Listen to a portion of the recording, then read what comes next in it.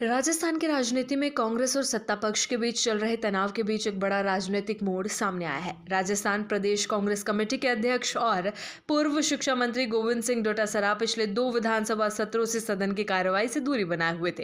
लेकिन 26 जनवरी को एक निजी न्यूज चैनल से बातचीत में डोटासरा ने खुद संकेत दिए कि वो आगामी विधानसभा सत्र में सक्रिय भूमिका निभाने के लिए सदन में वापसी कर रहे हैं। इस ऐलान के बाद राजनीतिक गलियारों में सत्ता पक्ष और विपक्ष के बीच टकराव की संभावनाओं को लेकर चर्चा तेज हो गई है। गोविंद सिंह डोटासरा समेत कांग्रेस के 6 विधायकों को पिछले बजट सत्र के दौरान सदन में हुए हंगामे के बाद पूरे सत्र के लिए निलंबित कर दिया गया था। उस समय विधानसभा में विपक्ष और सत्ता पक्ष के बीच हंगामा, चीख चिल्लाहट और नाराजगी चरम पर थी। निलंबन के बाद कांग्रेस की ओर से इसे संसदीय मर्यादा का उल्लंघन और राजनीतिक दमन के रूप में देखा गया। राजनीतिक विश्लेषकों का मानना है कि निलंबन ने विपक्ष की रणनीति को और स्पष्ट रूप से सामने लाया, लेकिन डोटासरा ने अगले सत्र में भी सदस्य के रूप में विधानसभा से दूरी बनाए रखी। पार्टी सूत्रों का कहना है कि डोटासरा की इस दूरी के पीछे सिर्फ व्यक्तिगत कारण नहीं थे, ये कदम राजनीतिक रणनीति का हिस्सा थी।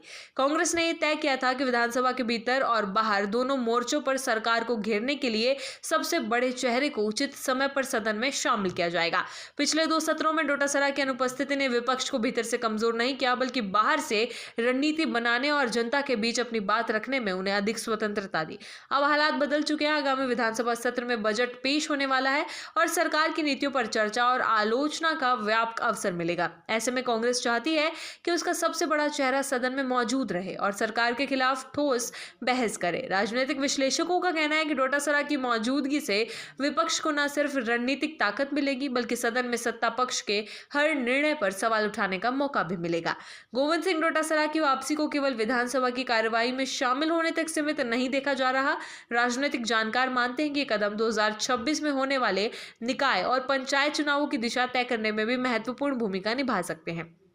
डोटासरा के सक्रिय होने से कांग्रेस का आक्रामक तेवर मजबूत होगा और पार्टी राज्य में अपनी चुनावी तैयारियों को और प्रभावशाली ढंग से पेश कर सकेगी। विशेषज्ञों का यह भी कहना है कि डोटासरा की वापसी सत्ता पक्ष के लिए चुनौतीपूर्ण साबित हो सकती है। उनका अनुभव, विधानसभा में बहस की क्षमता और विपक्षी दलों को एकजुट करने की क्षमता सरकार के लिए दबाव का कारण बनेगी। इससे विधानसभा की कार्रवाई में विरोध और टकराव की संभावना बढ़ सकती है। सत्ता पक्ष को अपने निर्णयों और नीतियों की स्पष्टता और जवाबदेही सुनिश्चित करनी होगी। राजनीतिक सियासत के जानकार ये भी मानते हैं कि डोटासरा की वापसी के पीछे कांग्रेस का संदेश स्पष्ट है। पार्टी ये दिखाना चाहती है कि वो सदन में अपनी मौजूदगी और बहस के माध्यम से सरकार के निर्णयों पर नजर रखेगी और नागरिकों के मुद्दों को सामने लाएगी। इससे जनता के बीच पार्टी की सक्रिय छवि को मजबूती मिलेगी और विपक्ष के रूप में उसकी प्रभावशीलता बढ़ेगी। सत्ताधारी दल के लिए भी ये स्थिति चुनौतीपूर्ण साबित हो सकती है। विधानसभा सत्र के दौरान बजट और नीतियों पर चर्चा के समय डोटासरा का अनुभव और नेतृत्व विपक्षी दावों को और अधिक प्रभावी बना सकता है। इससे राजनीतिक गलियारों में रणनीतिक बदलाव की संभावना और बढ़ गई है।